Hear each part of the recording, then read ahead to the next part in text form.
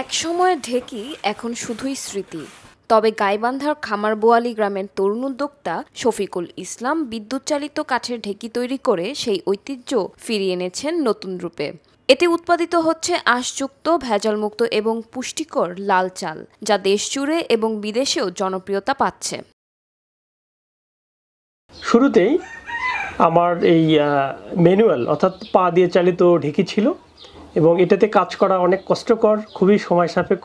তো সেখান থেকে আসলে আমার একটি প্রয়োজন হয়েছিল যে এটাকে আধুনিক করা দরকার। এটাকে ইলেকট্রিক বা যে কোনো একটা পদ্ধতিতে জেনারেট করলে আমি যেন অনেক বেশি উৎপাদন পাই এবং কাজটি যেন সহজ হয় এবং সুন্দর হয়। তো সেখান থেকেই মূলত আমার এই ইলেকট্রিক ঢেকির উদ্ভাবনের প্রয়োজনটা দেখা দেয় এবং সেই প্রয়োজন থেকেই আল্লাহ তাআলা হতে চেয়েছেন, এই জন্য ইলেকট্রিক ঢেকিটি বা ইলেকট্রোমেকানিক ঢেকিটি আমার দ্বারা জেনারেট হয়েছে, উদ্ভাবন হয়েছে। কম্পিউটার সায়েন্সে এমএসসি ডিগ্রিধারী শফিকুল 2020 সালে চাকরি ছেড়ে শুরু করেন নিজের উদ্যোগ। একান্ত নিজস্ব ডিজাইনে তৈরি করেন ইলেকট্রিক ঢেকি, যা এখন স্থানীয় মানুষের কর্মসংস্থানেরও একটি উৎস।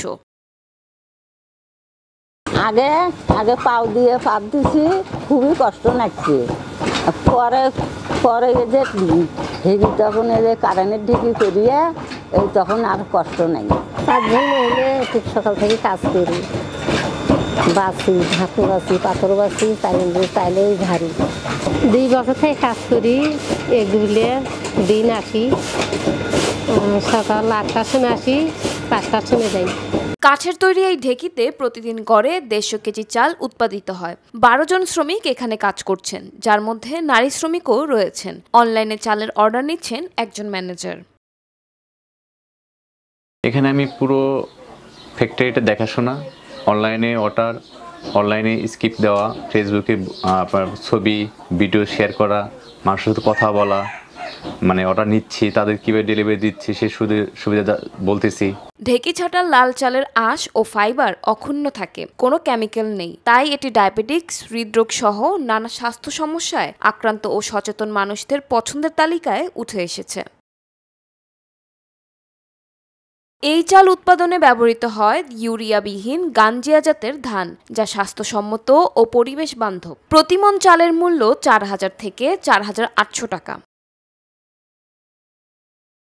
ভারত, মালয়েশিয়া, জার্মানি, যুক্তরাষ্ট্র সহ অনেক দেশ থেকে রপ্তানির প্রস্তাব এলেও লাইসেন্স ও অনুমোদনের অভাবে তা সম্ভব হচ্ছে না। শফিকুল চান সরকারি সহযোগিতা ও দ্রুত পেটেন্ট স্বীকৃতি।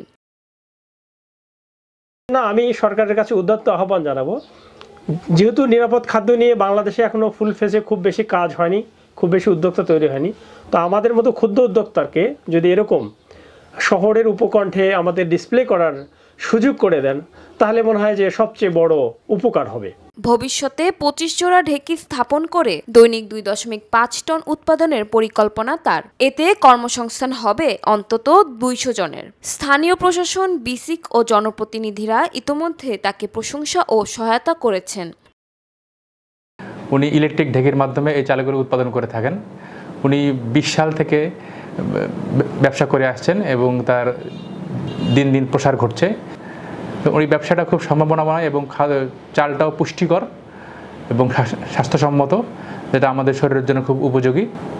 আমরা আমাদের বিসিক জেলা কার্যালয় গাইবান্ধার পক্ষ থেকে ওনাকে আর্থিক সহায়তা হিসাবে ঋণ প্রদান করেছি। প্রযুক্তি ও ঐতিহ্যের সমন্বয়ে শফিকুল ইসলাম দেখিয়েছেন সম্ভাবনার নতুন দিগন্ত।